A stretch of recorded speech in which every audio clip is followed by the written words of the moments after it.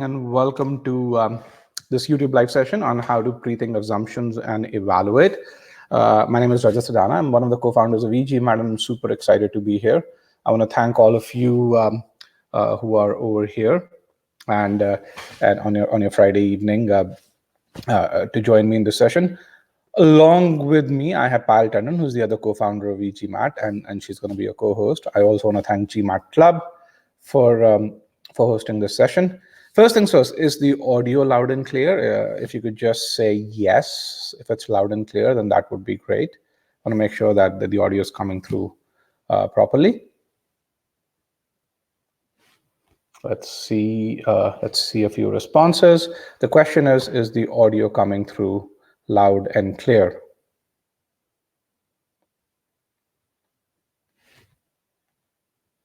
All right, perfect. That's good. Let's start with our session. Let me share screen. And all right, perfect. So let me just hide this so that you guys can see this properly. So in this session, we're going to do a few things. We're going to introduce a few core skills which include pre-thinking that are required to ace GMAT critical reasoning. Then we're going to demonstrate the pre-thinking approach to solving difficult questions, and then and we're going to do that for about 5 questions or so, and these questions will span across assumptions and evaluate. And then we're going to tell you, once you're done with this session, the session is going to last about an hour or so. What next steps can you take to build on these skills? The goal of this webinar is to make sure that we introduce these key skills to you and then give you a path to improvement, so that from now till about 5 to 6 days, pre-thinking more or less becomes second nature for you. So overall, we'll get a pulse of this group. Then we'll introduce assumption. I want to make sure that this group understands what an assumption is. In GMAT critical reasoning, one of the beauty of this topic is that there are very few concepts that you need to learn. Once you learn the concepts, acing GMAT critical reasoning is all about applying those concepts. So I want to make sure that you understand what an assumption is, because that very definition of an assumption is what we're going to use again and again and again while solving questions. And we're going to solve some very difficult questions here. So again, then we'll look at pre-thinking an assumption. We're going to solve 2 questions, move over to evaluate, solve a foundational question, and then we're going to solve 1 question using pre-thinking, and then we're going to look at next steps overall. So with that, let's kind of get the pulse of this group overall. But before I go there, I want to just set some track records straight, because when it comes to pre-thinking, you're going to find people saying different things about pre-thinking. Some would vouch by it, others would really say it's too difficult. But if you look at stats, people who are successful, a lot of them follow pre-thinking. In fact, 50% of all success stories that are posted on GMAT Club Share GMAT Experience, they credited pre-thinking for the success. Out of the other 50% that did not, they were very natural in GMAT critical reasoning. Many of them are very natural. So I mean, either you're a natural in CR, or if you're not pre-thinking, it definitely helps you get there and get to that 94th percentile or so. So with that, let's kind of get a pulse of this group. So I'm gonna ask a couple of questions. The first one is, what is your target CR percentile? And as we did in the prior session, you can choose less than 60 percentile. You can choose A, B, C, D, or E, whichever choice is pertinent to you. So that way we get the response.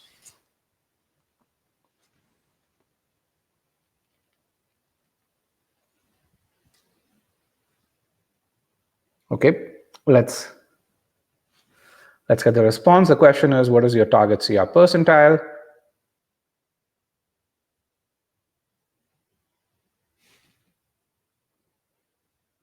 Okay, C, D, a lot of people in D.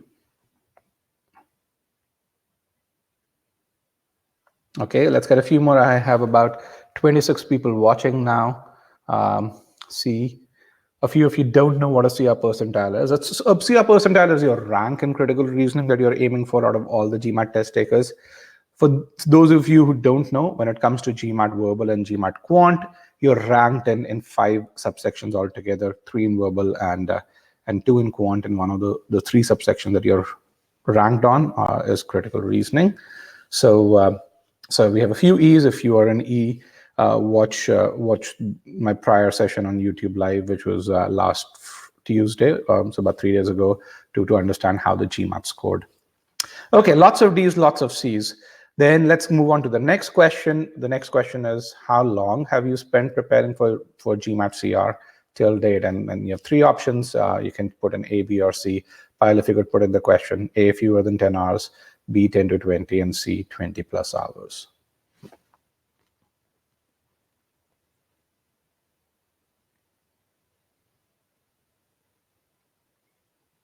Okay.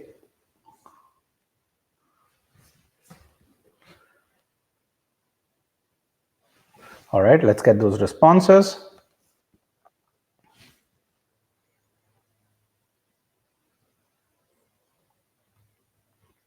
If we have one person in A, lots of people in C, a few in A, a few in B.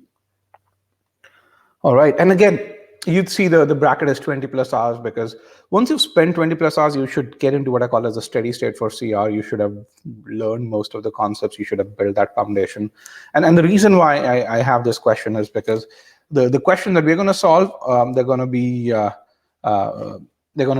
fairly difficult. In fact, one of them is from advanced topic. The other ones are also of equivalent difficulty. So if you don't have that foundation, you need to build that foundation. And if you've spent fewer than 20 hours, in the description, we have a few foundation videos that we've shared. You can just click on those links, post that, or we have more foundation videos on e-GMAT.com, which are a part of the free trial. You can watch them over there.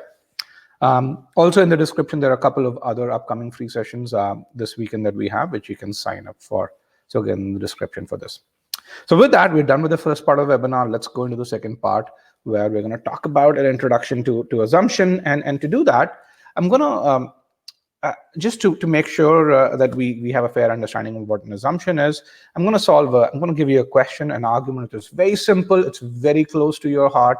And it's something which I think in many ways should be intuitive to you. So here's a very simple argument. It says Joe scored 600 on the GMAT, therefore he would not get admission into Harvard Business School. So I'm going to mute myself. I'm going to make sure that you can only see the question, and I'm going to give you about a minute and a half to put in your answer. Pyle, if you could put in the question stem over here so that I know.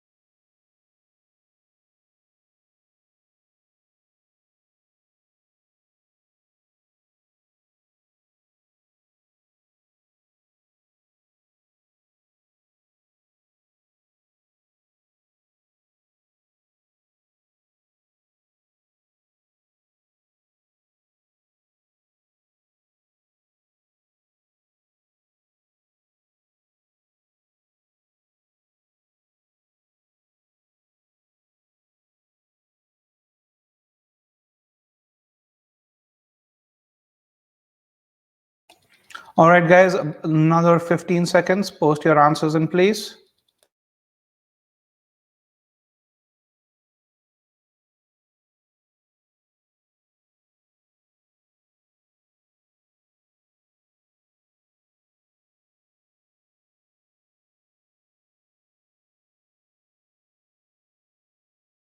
And Payal, if you could just do some sort of a statistical analysis and post that once I move forward. So Again, I'm going to give you guys another 10 seconds. That's how a bunch of folks join in right away. So, so I'm going to give you another 10 to 15 seconds. If you've just joined in, you have to find the assumption over here.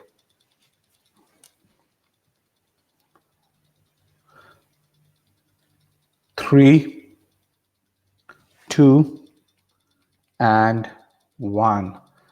All right, guys. So, Payal, if you have those stats, let me just pause this. I gave you about 2 minutes for this. Let me move on to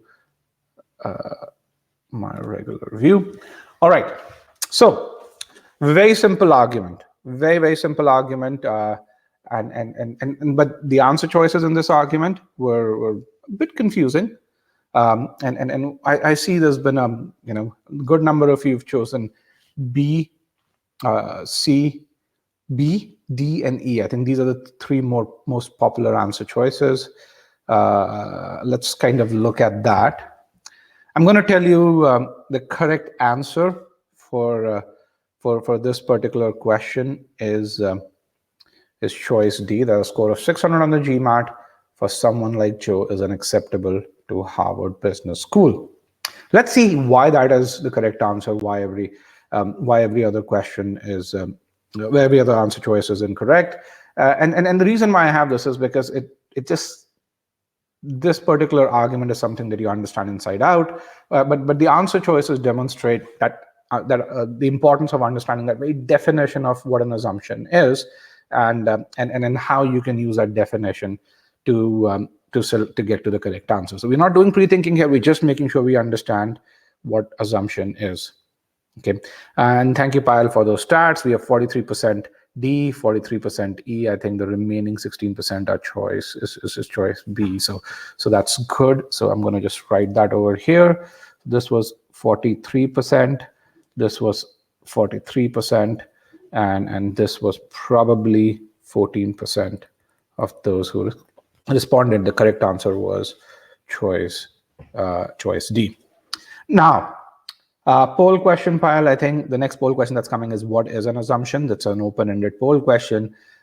If you could write down the definition of an assumption as to what you think an assumption is.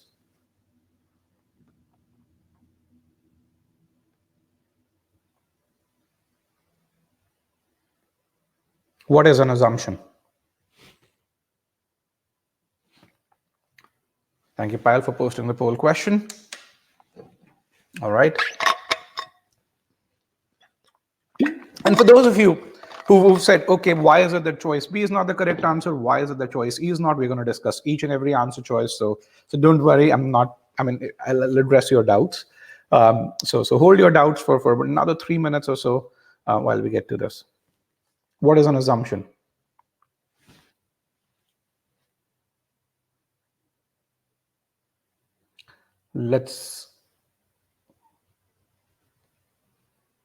Okay, logical gap, implied fact, something that the author must believe is true for the argument to work. All right. Devanshi Mehra says, where's Devanshi? Oh, I suddenly got lots and lots of responses. Something that fills the gap between cause and effect. It must be true and unstated. Okay, Shadul, that's a good response. Any premise relating to conclusion? No. A thing that is accepted as true. All right, thank you. Good responses. Okay, what is an assumption? An assumption is an unstated idea that must be true for the conclusion to be valid. I'm going to emphasize on a few things over here. First of all, an assumption is related to the validity of the conclusion.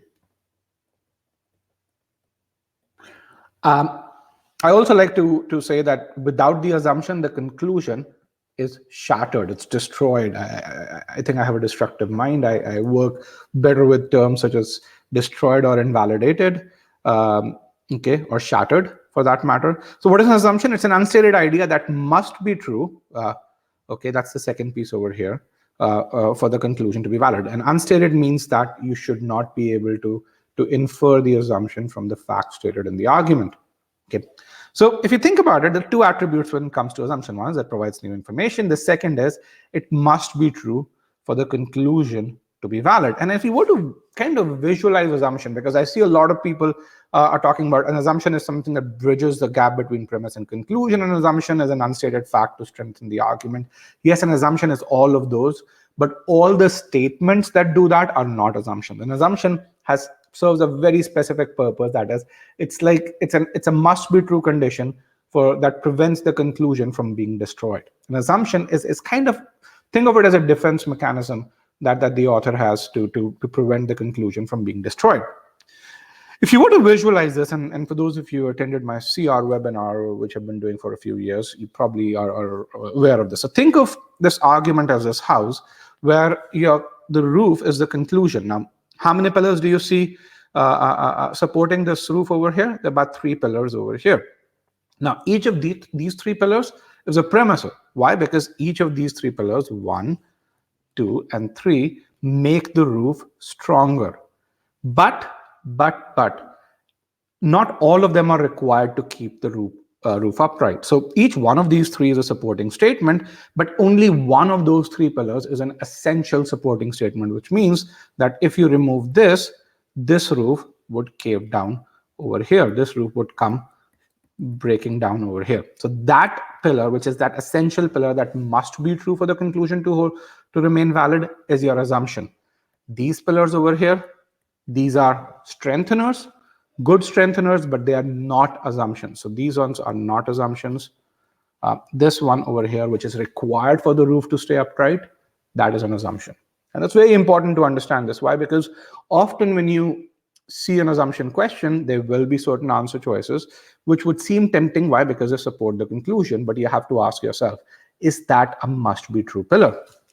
And whenever you're confused, just think about this analogy, and you're going to find that you get a lot more clarity. Okay, so what does must be true mean? And I'm going to just go into theory for about another 5 minutes, and then we're going to solve questions, because once we have this theory, this is probably the only foundation that you need. An assumption, it's something that's going to help you in evaluate questions and then strengthen, weaken going forward as well.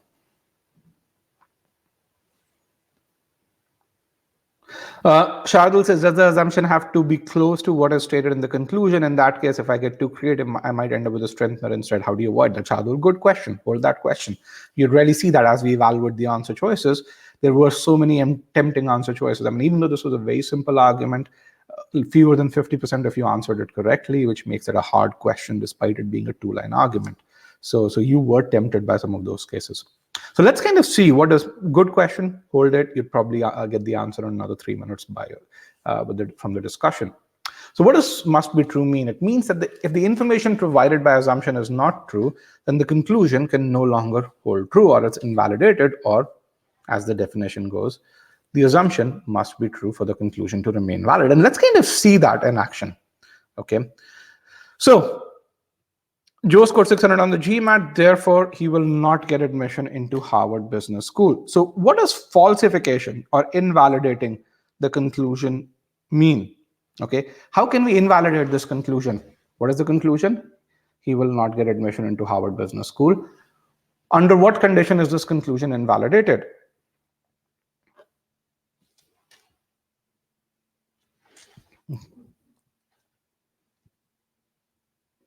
The question is, what does falsification of the conclusion mean, or how can this conclusion be destroyed?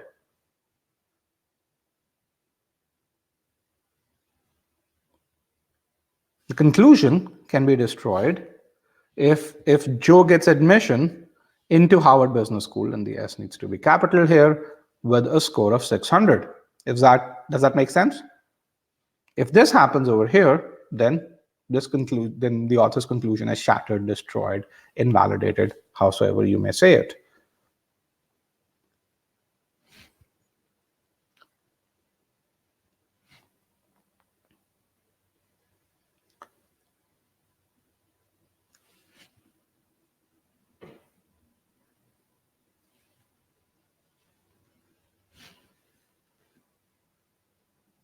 Yeah, as Ayesha says, 600 is enough to get in. All right. So let's kind of really see how do you evaluate an answer choice, whether an answer choice is correct. Okay. So we said the correct answer choices, a score of 600 on the GMAT for someone like Joe is unacceptable to Harvard Business School. Now we have to evaluate, is this a must-be true condition? Now, how do we evaluate whether this is a must-be true condition? We really say, hey, will Joe get admission, or which means will conclusion break down if the statement to the left no longer holds true? And this is a very important point over here. Now, if this statement over here no longer holds true, then what holds true? Its negated instance becomes true. So if a statement no longer holds true, then what you're implicitly saying is that its negated version automatically becomes true. And I'm going to prove that to you in a minute. But if this no longer holds true, then what becomes true? Its negated version becomes true. All right, which means that a score of 600 for someone like Joe is acceptable to Harvard Business School. If the negated version becomes true, then what happens to the conclusion?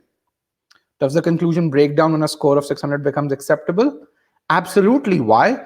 Because if a score of 600 is acceptable, then the author cannot make his claim or conclusion with 100% certainty that Joe will not get admission into Harvard Business School.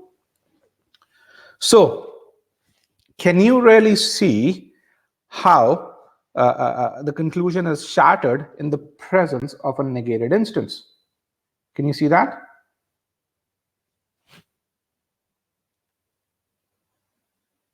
Yes, write yes if you can see that.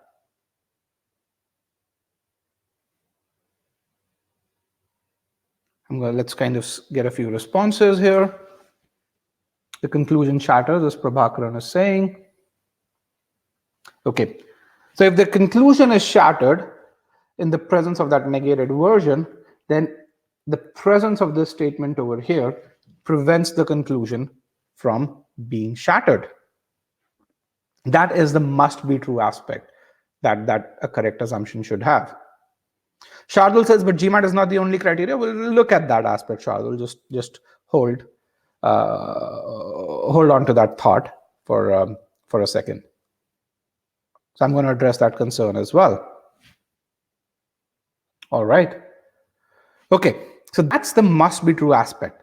Now, some of you may be thinking, how can you say that if a particular statement, let me just erase the annotations over here. You say, if this statement is not true, then how come this becomes true? So let's kind of just look at that piece. Okay, when a statement, why do we say when a statement, if a statement is not true, its negated version automatically becomes true? And I'm going to just to make sure that I think the video is going a bit faster, I'm going to remove my video. So when you say a statement is not true, then by definition, what you're really saying is that its negated version is true. Let's kind of look at that. If someone says that Harvard has the best MBA program, and if you say that statement is not true, then by definition, what you're also saying is that, hey, Harvard does not have the best MBA program, or an MBA program which is better than Harvard or as good as Harvard exists, right? That's basically what you're saying. Let's just wait for the system to settle down. Is that true? When you say this statement is not true, then what you're saying is that this is true. You're implying that automatically.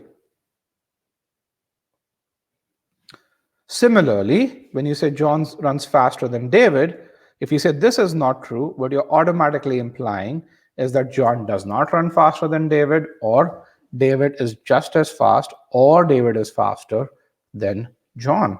So essentially, when you say a statement is not true, what you're implying by itself is its negated version automatically becomes true. All right. So again, remember this. What is that must be true thing? Must be true means that the statement that we're choosing as a conclusion is that essential pillar that is required to hold that roof upright, which is the roof, in your case, is your conclusion. Okay, so let's move forward.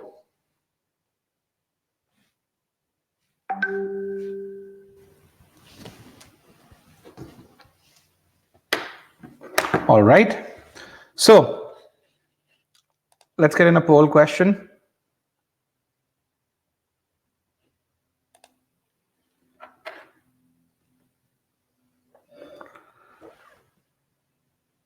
How can as fast be used? Because if says, oh, you got that. Good, Ashik. Perfect. So were you able to understand must be true? Which means, just to repeat, if an answer choice is must be true, which means it's a correct assumption, then the conclusion will break down in the presence of the negated version of the answer choice. In fact, those of you who've heard of what is called the negation test, that's basically the foundation of that negation test. Okay, why? Because, and that comes from the very definition of assumption, where it's an unstated idea that must be true for the conclusion to be valid. Okay, let's look at part 2 of must be true.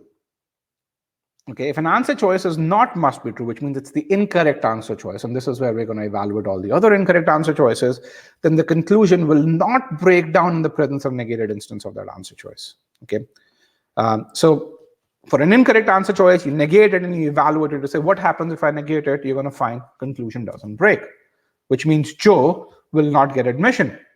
So let's evaluate all the answer choices. And again, remember, choice A was Harvard Business School only considers GMAT as a criterion. Once you get choice A, you'll figure out why choice B is incorrect as well. And figuring out why choice E is incorrect is also something that will become very easy.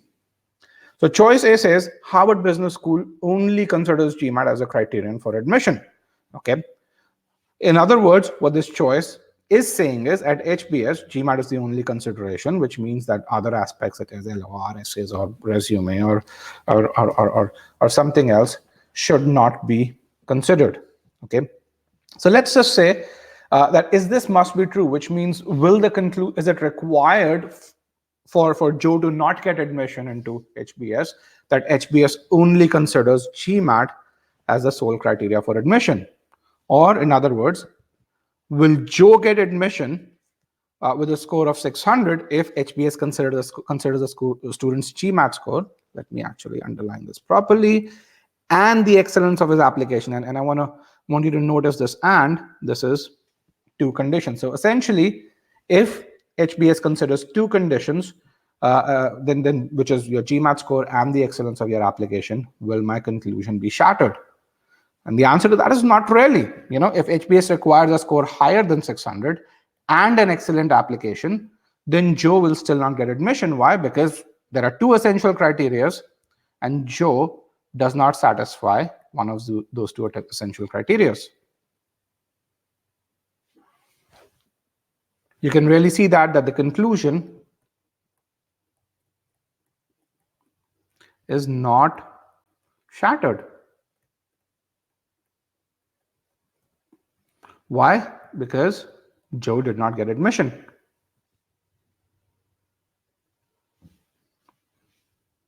Yes. It doesn't say 600 is acceptable. That's right, Viplav. It says only considers GMAT. Very good. Okay. Now let's move on to choice B. There were a few of you who chose choice A. You can really see that. Choice B, but 16% of you chose choice B. It says, while evaluating candidates, Harvard Business School does not attach as much importance to essays, letter of recommendations, resume, etc., as it does to a candidate's GMAT score. Okay, so what it's really saying is, if you look at the choice explanation for this, all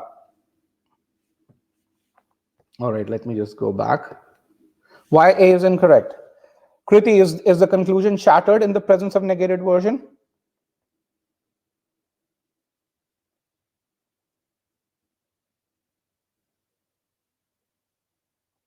So, or in other words, if you look at choice A, so is this a must be true condition that Harvard Business School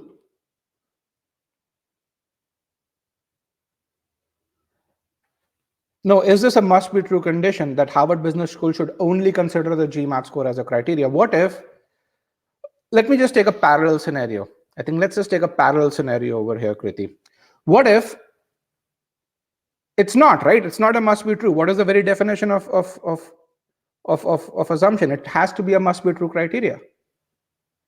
We just saw that.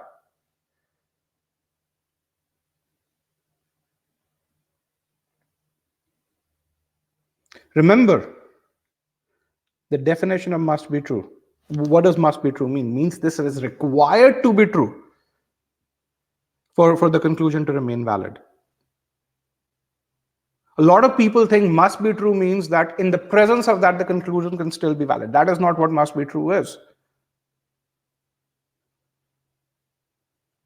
Must be true means it must be required for the conclusion to be valid. Is it required that Harvard Business School only considers GMAT as their criterion? It is not.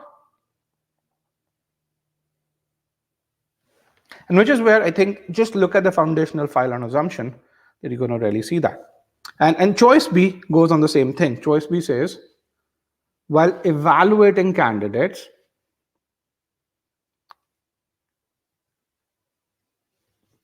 not even 99.99, yes. Okay, let's go to choice B. Choice B says, while evaluating candidates, HBS does not attach as much importance to essays, LORs, resume as it does to. So it's looking at the comparative importance that HBS attaches to your GMAT score versus to all of these other aspects. And let me now put the video on over here. So essentially what the choice is saying is GMAT's more important than essays, GMAT's more important than letter of recommendations, GMAT's more important than resume. Again, the question we ask is the same. Is that required for the conclusion to hold true? What is the conclusion? That Joe will not get admission with a score of 600. Is it required that GMAT be important than each of these components? Okay. Or the other way to ask this question, and this is a really important question over here, will Joe get admission with a score of 600 if HBS considers a student's essays to be as important or more important, let's say as important as instead of than, let's say it's as over here, as important as his GMAT score. Okay. Will Joe get admission in? And the answer to that is not really. If HBS requires a score of higher than 600, okay, then what is the relative importance? It doesn't matter. So if the necessary condition is I need a score higher than 600 and then I need an excellent application or an excellent essay, then essentially, if you get a score lower than 600, then whatever else is required doesn't matter. Why? Because if one of the necessary conditions is getting a score higher than 600, then everything else is irrelevant. I won't even check.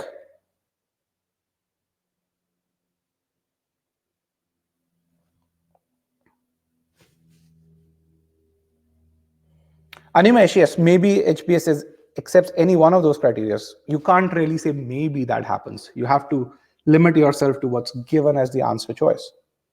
If that were the case, if an answer choice were, can his essays make up for his low GMAT score? That would be an excellent evaluate answer choice. Yes, but that's not what this answer choice is saying.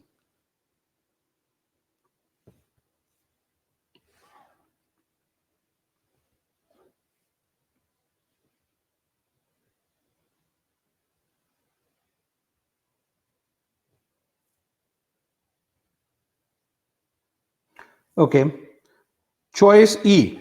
Let's look at choice E. Most applicants to Harvard Business School have a score higher than 600. Let's see, is this must be true?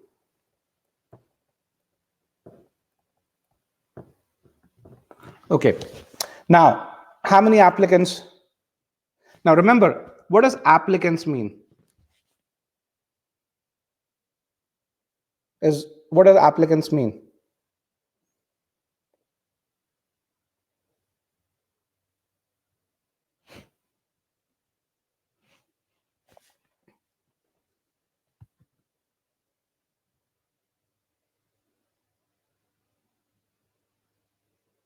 What does applicants be?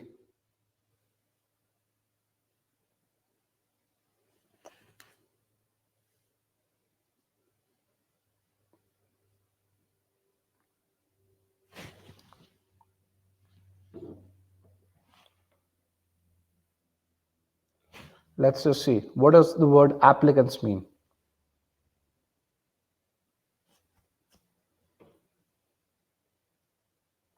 Yes, students who apply, but not the ones who are selected. For Joe to be rejected,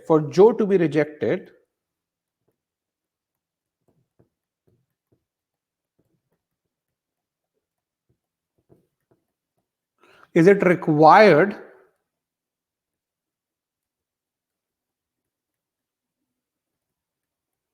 that more than 50% of applicants,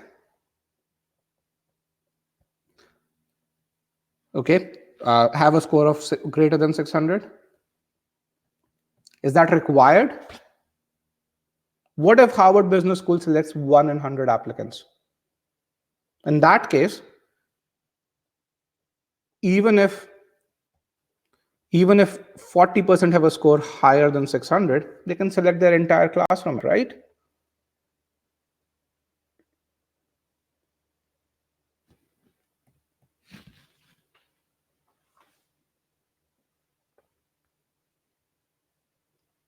So in this case, this is not required.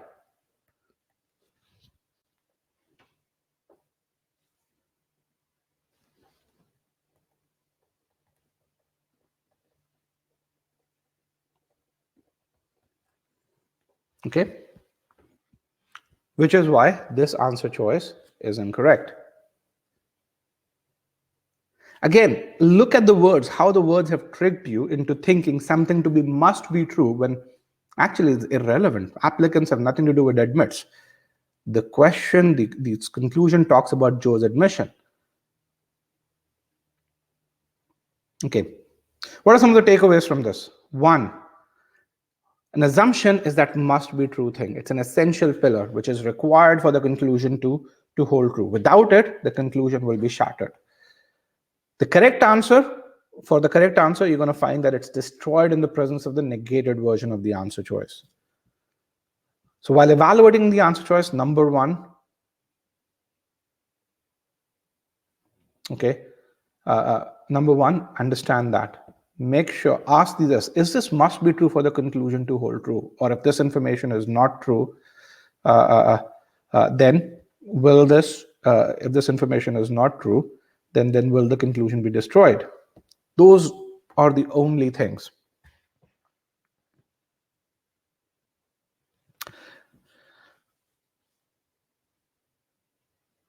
Prabhakaran, yes. So your logic in this case works. Yes. Your logic in this case works, yes.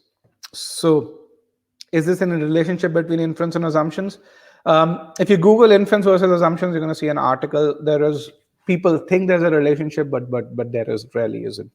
So yeah, so just Google inference versus assumptions. You're going to see an article by us. I don't want to go into that right now. It's a very different ball game. All right, so let's kind of look at what pre-thinking is. Now, pre-thinking is thinking of one potential assumption in your mind in 15 seconds before looking at the answer choices. Okay. Now, one of the things that's really important is that we're looking at only one potential assumption. The goal of pre-thinking is to understand the logic that the author uses to arrive at the conclusion. Okay. With pre-thinking, what we are not doing is we are not trying to predict the answer. That's not our goal. All right. We are not looking at predicting the answer. We are only looking at figuring out one potential assumption.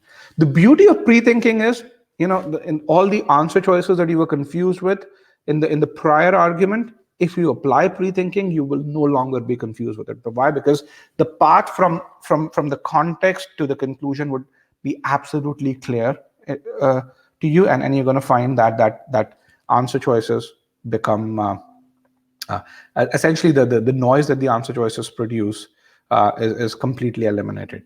And again, you need to do pre-thinking before you start looking at the answer choices. If you start looking at the answer choices, you can actually throw it out of the window. Okay, so I'm going to give you one question to solve, and then we're going to solve this question using the pre-thinking approach. I'm going to give you 2.5 minutes to to solve this question. I'm going to mute myself during this time. You can put in the options A, B, C, D overall. So Payal, if you can put in the heading, which says question.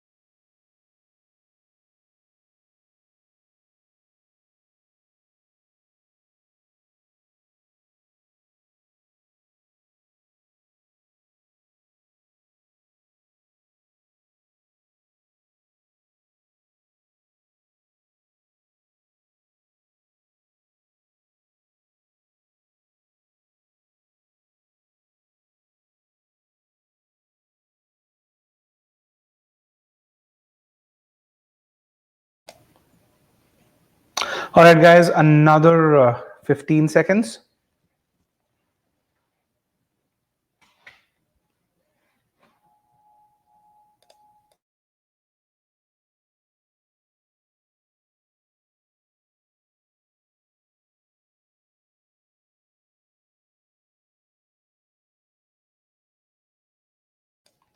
Five, four, three, two, and one.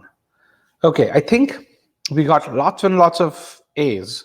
We got a few C's, and then based on what I'm seeing over here, we also have a few B's. It just seems like people didn't go beyond the choice C. So let's kind of look at it. I'm going to just briefly talk about pre-thinking theory, and if you have doubts, I'm going to address them towards the end. So we're going to understand how to pre-think. Okay, just going back to what is an assumption? It's an unstated idea that must be true for the for the conclusion to be valid. So in other words, an assumption kind of prevents the conclusion from being destroyed. So if you have to figure out where assumptions are, you've got to figure out where does the conclusion break down? What are the various ways to break this particular conclusion down? And let me just move over here. Okay, you have to figure that out. So which means an assumption is built around those scenarios in which the conclusion does break down, right? So the way to figure out assumptions is to figure out the scenarios in which the conclusion breaks down or is invalidated. Once you have those scenarios, you have your assumptions, okay? So this is what we call as the falsification method. In this method, what we do is we ask this question, which is, under what circumstances or situations, given what I know about from the argument, will the conclusion break down? When I ask this question, the answer to this question helps me get to assumptions. Very simple, just one question. Regardless of what assumption there is, that's the only question that you need to ask, okay? So let's kind of apply this method over here, okay? So we're going to look at this argument. In this argument, what does it say? Therefore, Newsweek's editor concluded that the parity in numbers is due to switching of subscribers from Time to Newsweek. That switching is caused by enhancements that are done to Newsweek. All right. So essentially, what the editor is saying is that enhancements cause people to move from Time to Newsweek, and as people moved, that led to parity in numbers. Okay. And let's kind of add the context to all of this. So historically, Newsweek had 30% fewer subscribers than Time magazine did. Then to improve its share, Newsweek did a few things. It increased, it made certain enhancements. And then now, the two magazines have the same number of subscribers. So based on all these three facts, what the author concludes is that the enhancements caused people to move from Time to Newsweek, and that movement led to parity numbers. That's what we call as the logical structure of the argument. Now, it's really important to understand there are two aspects to this conclusion. Here's the conclusion again. The first aspect is that enhancements cause movement. And the second aspect is that the movement caused parity. So the number of subscribers being equal is caused by that particular movement. And the reason why it's really important to understand this is because if you attack one or if you attack two, you can destroy the conclusion. Okay. So let's kind of look at the falsification scenarios. All right. Under what circumstances will so our falsification question that we're going to ask is, under what circumstances will the enhancements, so there should be an S here, not cause the parity in numbers, considering that, hey, these three things were there. Earlier, Time had more subscribers than Newsweek. Then Newsweek did those enhancements. Now, the number of subscribers is identical. Okay. So what are the various scenarios in which you can't hold the enhancements responsible for parity? Now, remember, in this, we are not doubting that parity happened. We are not doubting that now Time is equal to Newsweek. What we're really saying is, why did that happen? What was the cause of that? And the falsifications conditions that we're looking for is, in what scenario will these enhancements not be responsible for this parity? Okay. You can't say enhancements are responsible for the parity if there's no Time subscriber who likes these enhancements. If people don't like, they're not going to move because of enhancements. Okay. If, hey, people didn't move from Time to Newsweek, but Time lost subscribers to another magazine, in that case, you can't really say, hey, enhancements cause parity.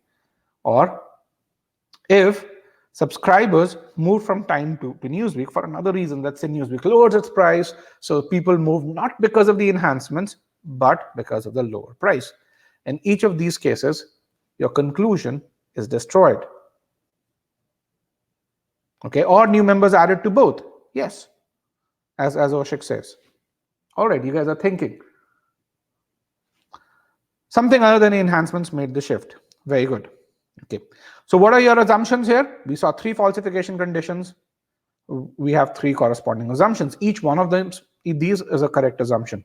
At least some Time subscribers like Newsweek enhancements better than the enhancements made by Time or the corresponding content by Time. Parity is not caused by Time losing subscribers to another magazine. So that comes from this 2 comes from this 2, this 1 comes from this 1, and then the third piece is pricing or something else, it comes from here, is not the reason why subscribers move from Time to Newsweek. Okay, these all three are good assumptions. So when you look at this, which choice matches one of the assumptions? It's choice C. It's choice C. Is this very clear? Choice C matches this assumption. We're going to look at why choice A is incorrect. All right. Choice A says Time magazine did not make any enhancements to the corresponding sections during the time frame in question. Now the question that we ask is that must be true? Is that required that Time doesn't make 5% improvement to these two sections? No, it's not required. Why is it not required? Why? Because let's say Time makes improvement by 5%. So let's kind of make it a bit more neat. So let's say Time and Newsweek. If Time improves these two sections by 5% and Newsweek enhances by 50%, okay? So in that case, there is Time subscribers can move to Newsweek. Why? Because these enhancements are much better. Okay, so you can't really say that this is required, that time does not make any enhancements. Any means zero enhancements. Okay, so it's not a must be true. Yes, this is not. Now, if this were a strengthened question, this could be a decent strengthener. It's not a good assumption. Why? It's not a must be true. Okay, similarly, choice B, 11%, Newsweek did not lose any subscribers to Time magazine. Again, what does the word any mean? Zero subscribers. What if Newsweek lost 10 subscribers to Time magazine for, let's do this, Time magazine, but gained 1,000 or 10,000 in this case? Okay, so plus 10,000 minus 10.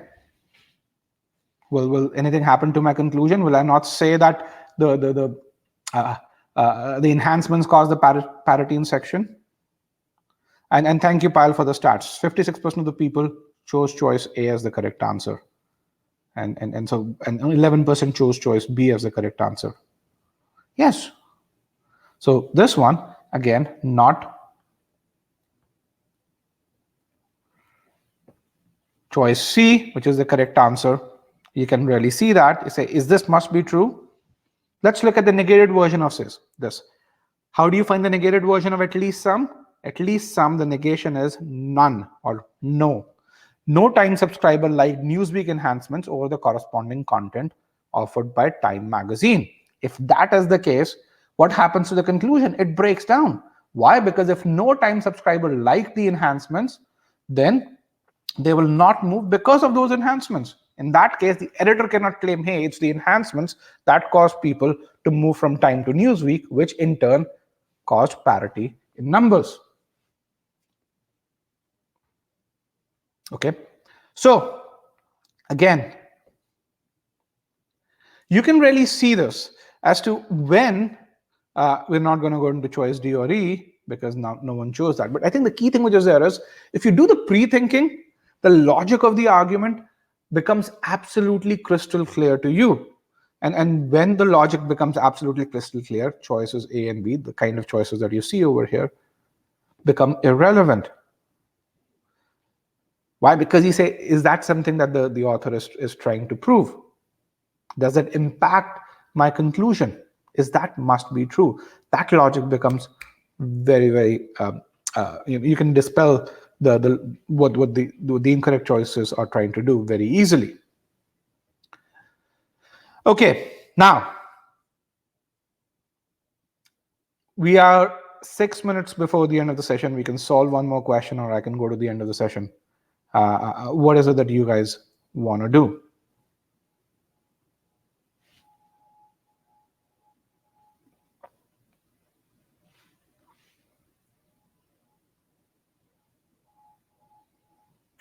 What is it that you guys want to do? The other piece that I want to make sure that we do is, this title says keywords. Look at the keywords in this. Okay. It's really important to understand if these are all the keywords that are here. Okay.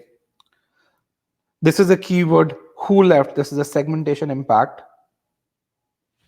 Okay. One more. All right. Let's do one more. This is OG advanced.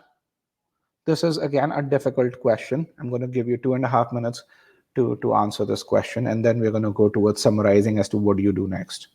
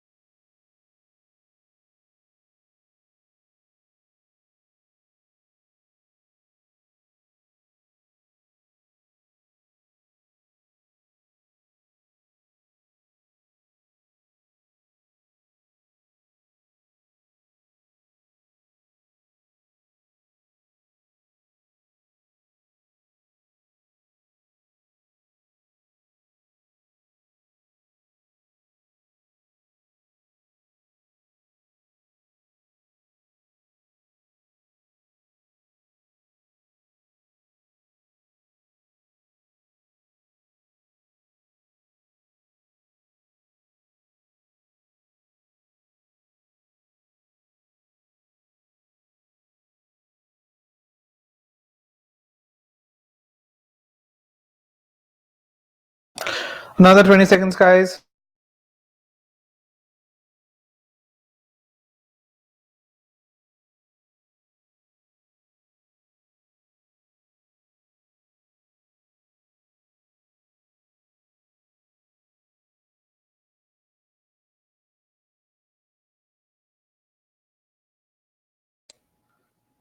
Five, 4,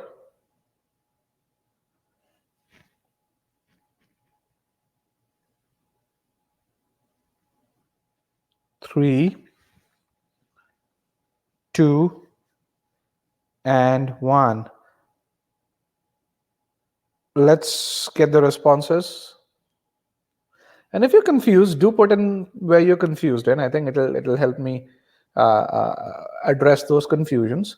So remember this. One of the things that I really says when you attend these sessions, they are your lowest risk environment. The only bad thing you can do over here, other than being disruptive, is to not participate. Why? Because when you don't participate, you don't stake a claim. When you don't stake a claim, you don't get feedback.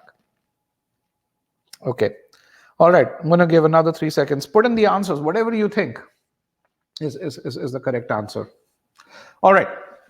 So lots of people said B. Choice B is the correct answer, but I can tell you that this is probably one of the most difficult questions in OG Advanced. On GMAT Club, the accuracy of this is actually lower than 25%.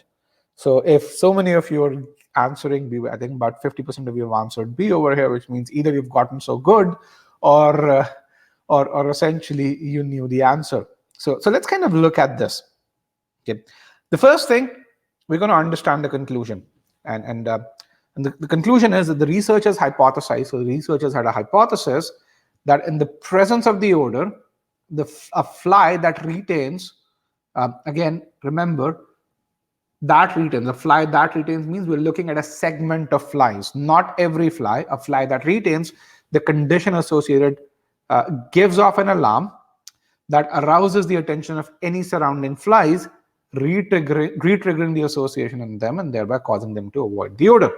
So if you're thinking about this, it's very similar to the conclusion is very similar to the prior question where he's saying, hey, that alarm signal is causing something which explains the behavior that is going on. In the prior question, the behavior was parity in subscribers. Here, B. Here, what we are really saying is that behavior of bees is something that is explained by the alarm signal. All right, so let's kind of look at this piece over here. So what happens individually? So let's kind of do this boundary. So let's say here is a boundary, and let's just kind of see if I can get another color over here. And I'm going to get a highlighter. So here is the boundary.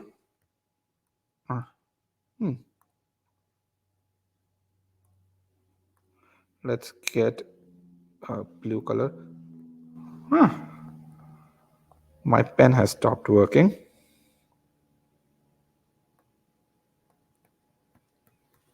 All right. Let me just close the slideshow and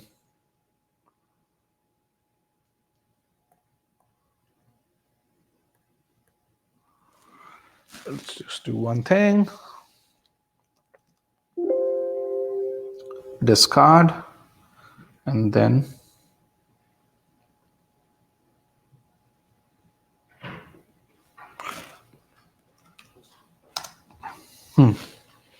Thank you, Pyle, for getting me the other pen. No, let me just go full screen. Yeah, this works. Thank you. All right. So let's kind of say this is the boundary where beyond which there is the odor. So what we found is that if you have these flies, let's go there. If we have these flies over here, and what we found was individually, there were two groups of flies. One group was one that, so one group of flies, wow. One group of flies was one that actually remained on this side of the boundary, but then there is this other group of flies that actually crossed the boundary over here. Okay. Now, what happened when they are, so this is when they are individually. Now, what happens when they are in the group?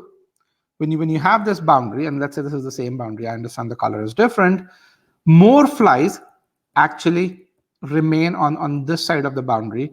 Very few, so more of them remain on this side, very few cross to this. So when they are in groups, okay?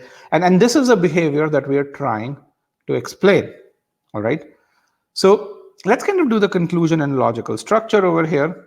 So The researchers hypothesized that the presence of odor, in the presence of odor, a fly that retains the condition associated gives off an alarm that arouses the attention of any of the surrounding flies, re-triggering the association in them and thereby causing them to avoid the odor. So essentially, in very simple setting, what it's saying is in a group setting, alarm signal by condition prevents non-conditioned flies to cross the border. All right. Why do we? What's the logical structure? So what happened initially was researchers conditioned a group of flies where it says, hey, when you see the odor, you're going to experience a shock. Then 24 and 48 hours later, the researchers conducted tests on flies, both individually and in group, okay, to determine whether the flies retained the conditioning. So 24 hours later, individually, 48 hours later, in groups. And then what they found was individually, more crossed the border, but so when tested individually, the flies were significantly less likely. And this is really important to understand. Less likely, this is a comparative term over here, the word less, to avoid areas marked with odor. So individually, more crossed the border, but in the group, when they were tested, fewer crossed the border. And based on this, the author is saying, in this group setting, the flies who individually did not cross the border, they must be giving this alarm signal, which would be reminding other flies that, hey, you shouldn't cross the border. Okay. Logical structure, fairly clear? All right. So let's kind of look at the falsification scenario. So what we have to really falsify, how can we break this conclusion? We can break this conclusion by saying, hey, under what condition is this alarm signal by flies that retain the odor? So what's really important is to focus on this. Alarm signals by flies that retain the odor not be responsible for preventing the other group of flies from crossing the border. Okay, given that individually more flies cross the odor boundary than when in group. So what are some of the falsification conditions in which we can destroy this claim that the alarm signal is not responsible? One is, what if flies who do not cross the border individually actually end up doing when they are in the group? So there was this group of flies which under the individual condition, these guys remain on this side of the odor boundary, but then when in group, these guys were the ones who actually went up over there. So if they are the ones who are crossing the boundary 48 hours later, then you can't really say they're giving that alarm signal that is preventing the other flies, because if they don't even retain that piece. Okay, in that case, the conclusion is falsified. The other case is, what if the flies who cross the odor boundary when individually, they do not cross the same because of some other reason than the alarm? So what if they don't cross the same because of group psychology, which means, hey, my friend's not crossing the border, I am not going to cross the border either. So in that case, you can't really say that the alarm signal is responsible. Okay, it's the group psychology that is responsible. So what are the two assumptions? Okay, one is flies who do not cross the border individually also do not cross the same when in group. The second is flies that breach the odor boundary individually were not merely following group psychology when in group.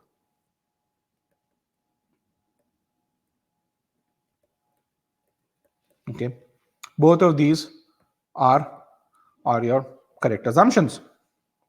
All right, choice B is the correct answer. Choice B says flies that did not avoid the odor individually were not merely following other flies' movements, which is what we talked about, group psychology. Okay, so this is what is in line with our pre-thinking. Let's see why choice C is not correct. Let's go to choice C. And we have the negated version of this. If they were merely following other group flies, so you can say, does it shatter the conclusion? Yes, it does, because the alarm signal cannot be held responsible if they were following other flies. So they did not cross the group not because they heard the alarm, but because they were just simply following other flies. Okay. Now choice C. Now, when you're reading these choices, it's really important, and this is something which was there in choice B as well, to really understand the segment that that this particular choice is talking about. The segment starts with comes through relative pronouns, flies that did not avoid the odor when tested individually. So you're talking about that group of flies that actually breached when tested individually were less likely than other flies to avoid the odor when tested in a group. So essentially what this is saying is, so we have these two group of flies, let's call them A, and let's call them A prime. Okay, A's were the ones who avoided, and A prime were the ones who did not avoid. Okay, so when this is all in the individual testing scenario. Okay,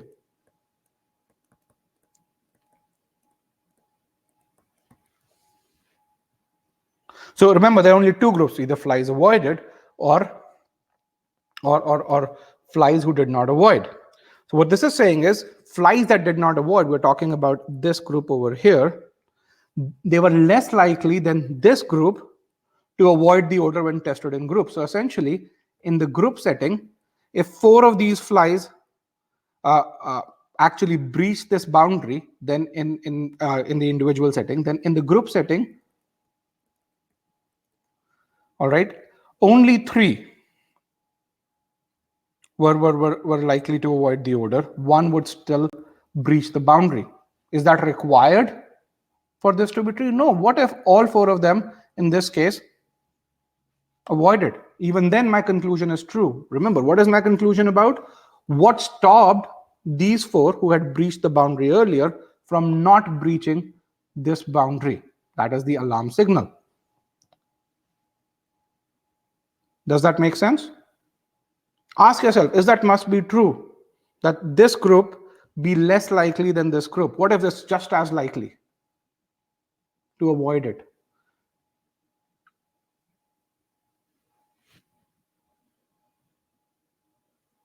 For those of you who are confused with choice C, you can see this is not must be true. In fact, it has very little to do with what caused them from not crossing the boundary.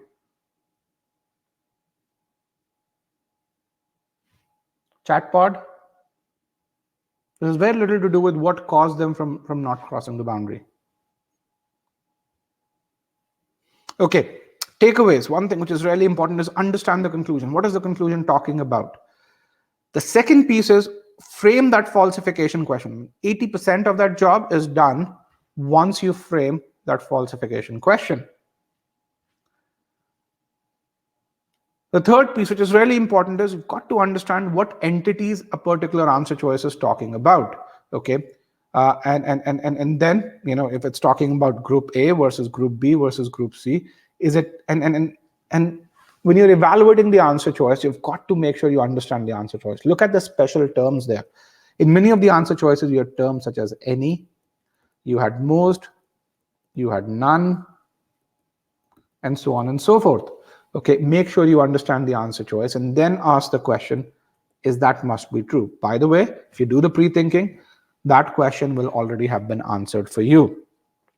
And again, to be able to do this, you need to be able to understand all of these terms, all, some, none, most, the segmentation impact that relative pronouns such as this, that, those, who, which put in, and likely. I mean, what is the importance of the word likely in the context of all of this? That's something that is really important. And to do that, I mean, if you're an e-GMAT student, you learn all of this even before you start studying arguments. For example, in inference, we really tell you what do you infer from a particular statement. The very fact that, hey, if a statement is not true, then its negated version is true is something that you see. What is the impact of only and all? And terms such as most, some, the. Then when you combine statements, how do you visualize them so that you can make those segments over there? That's something that was there. And then how do you draw inferences by combining multiple statements? This is something that you really do this just as a part of inference so that you have the right foundation, and then you practice all of those before you go there. So make sure You go through the inference module first before you go into the assumption module. And then when you go into the assumption module, you get all of this, what I talked about, in a lot more detail. Then we really look at arguments in which you have purely a logical gap arguments. So the first question that we did was a logical gap argument. The second question in which we did was two entities arguments, where we compared two entities. The third question, the OG advanced question, was an argument about segments. We were comparing two segments within the same group. And we really say, how do you do pre-thinking in each of these over here? And then we do. So you understand pre-thinking and argument structure. Then you learn how to apply all of that in about 40 odd questions in the learning part of the course. And yes, Kriti, the falsification question really is, given the facts and the argument, how can the conclusion be destroyed? So what should you do next? What is the plan for you? So one thing that's there is, given how well you did in question number 3, you guys did pre-thinking. I mean, more than 50, I think the accuracy was about 60-65% in question number 3 over there, which is twice the accuracy, or more than twice the accuracy that's there on GMAT Lab. It just shows when you start asking the right questions, you are able to get to the correct answer. So pre-thinking is not rocket science. It does require some effort, and if you do that, continue to put in effort, you're going to really see how to achieve accuracy and efficiency. If you want to make sure that you build this skill, make sure you log into the e-GMAT free trial, and you look at, this is stuff which we give away free of charge. You look at the introduction to assumption, pre-thinking logical gap, and pre-thinking true entities, and you can practice after that over here. There are about 15 questions in this file. So just log into e-GMAT.account and e-GMAT.com, and you should be able to go there. You can also solve boldface if that's an area you need help, and solve about 30 or more practice questions essentially over here. Okay, how do you get to those 90th percentile or 94th percentile? Make sure you solve every question using pre-thinking. A lot of people start timing themselves right when they start studying. Don't do that. Okay, you may start to time yourself when you reach the practice module in any of our courses, but make sure you give yourself an opportunity to build the right foundation. All right, do the official questions as prescribed, and ensure that you score more than 80% in each of these quizzes. If you go to our YouTube channel, we have a sub channel over there in which we talk about how data and methods power success. Right now there are about 5 to 6 videos over here in which we talk about people who improved from let's say a 50th percentile to a 95th percentile, how they use data to power their journey throughout. Every 30 minutes, how did the feedback help them tell them that they were moving in the right direction, and how that same feedback told them, hey, if they were not moving in the right direction, where do they need to really take a pause, revise, do a certain piece of content again, so that they truly excel in it. And then even when you get a question, answer a question correctly, review the detailed solution. Prabhakaran says, after calling him, do you suggest GMAT practice pack just before the exam? Yes, Prabhakaran, those are really good sources of questions, but there are 2 things that I want to make sure that you do, and this is something which is applicable to all of you. Practice the right kind of question. When you get the practice pack, based on where you are, you should practice either the medium or the medium and hard questions. Don't go towards easy questions. You shouldn't be doing that anyway. So that's something which is there. But yes, that's good. But the other thing which is there is, make sure you get good solutions from us. Don't just take an OG solution. And Kriti, thank you for responding. Getting to these scores doesn't take a ton of time if you are focused. Here's an example of a guy I told earlier. 50% of all debriefs posted in October actually credit pre-thinking. Here's a guy who improved from 700 to 770 in about 3 weeks. And essentially, the change that he did was that he started applying pre-thinking. He said in his first attempt, which is when he scored 700, the biggest mistake I made is I read the question and jumped right into the answer choices. And I started picking one that sounded right to him, which is kind of very similar to what you were doing early on. But and his subsection score in his first attempt was just 39%. In his final attempt, in which he got a 770, he improved from this 39% to 94 percentile, 39 percentile to 94 percentile in CR in just 3 weeks. Okay, here's another guy who improved from to 90th percentile in 2 weeks. And he again did from 700 to 760, from V34 to V41. So from V27 to V34, he was partially following the pre-thinking approach from V34 to V41 in just 2 weeks. And this guy is an IAS officer, so he did this while doing his job. So once you started doing pre-thinking, a few things happened, which is something that you're going to also notice if you when you access Jim's debrief, you can download all his ESRs. That, as he started doing pre-thinking, he was able to solve more questions.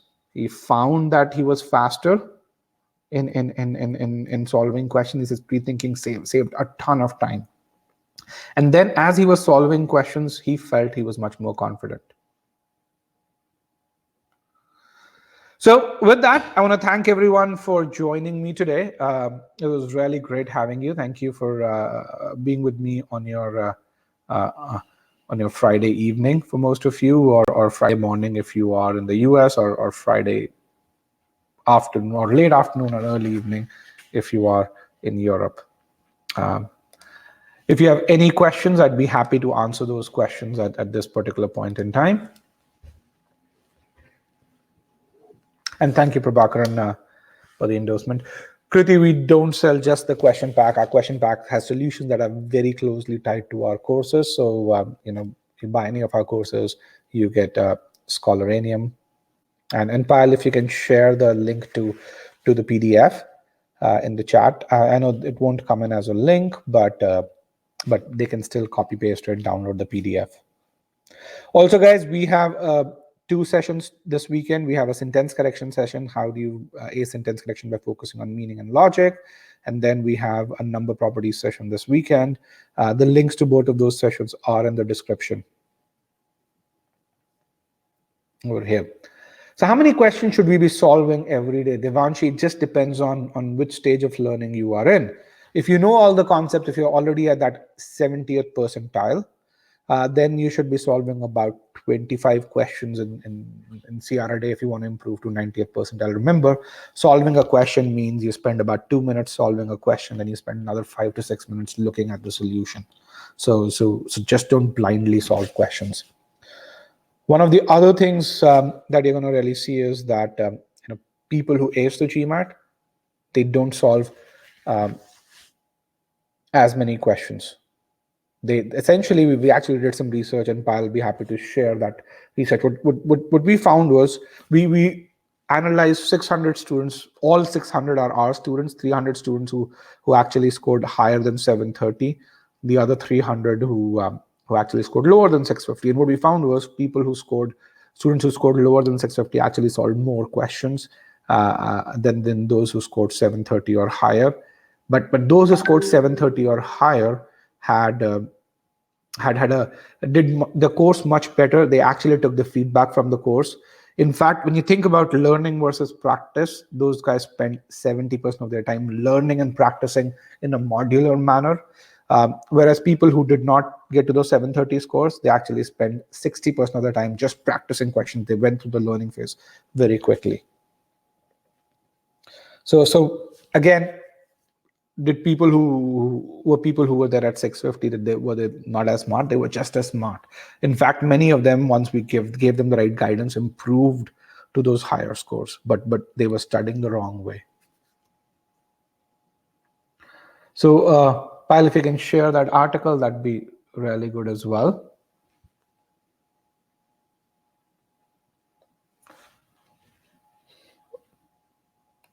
Let me see if I can do that.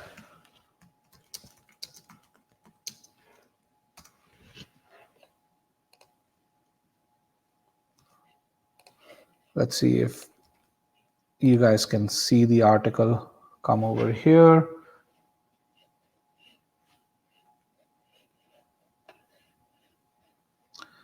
And yep, I can see the article come over here. And then also, if you want to register for the free sessions this weekend, you can, if you've not registered for the same, you can definitely do that over here.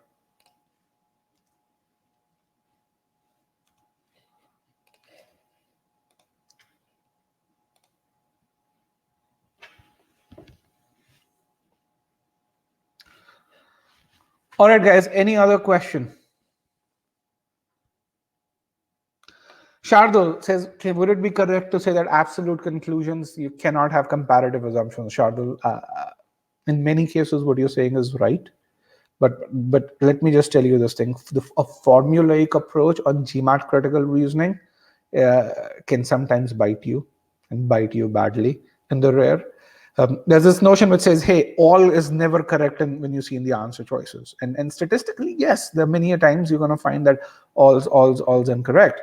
But I can show you at least 6 instances when stuff like all, every is a part of the correct answer choice.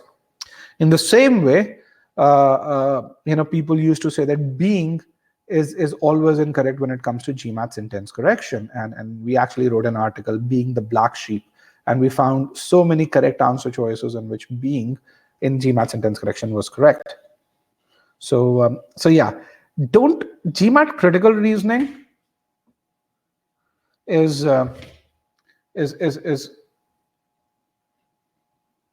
essentially something that is about logic.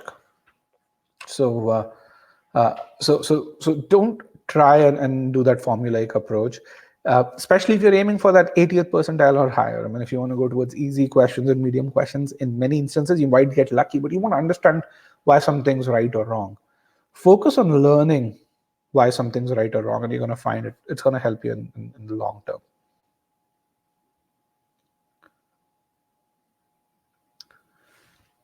All right. Any other questions that I can answer?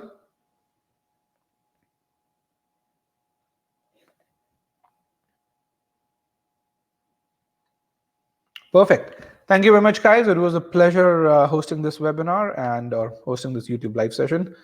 We have our next live session on Tuesday. It's 3 most common mistakes that students make. If you're someone who's struggling to go beyond 650, you will likely be making one of those 3 mistakes. So attend that one. If you're starting your preparation, what you're going to find is that these are mistakes that you want to avoid. So again, take a look at that. It's conducted by Payal. And Shardul, thank you for that input. I didn't know that you could have a question in which you'd have being in all the option choices, but that's good insights. And that's what happens when we have a big group. We actually pool in the data and we learn from it. Thank you very much, guys. Bye-bye, and have a good day. Study well.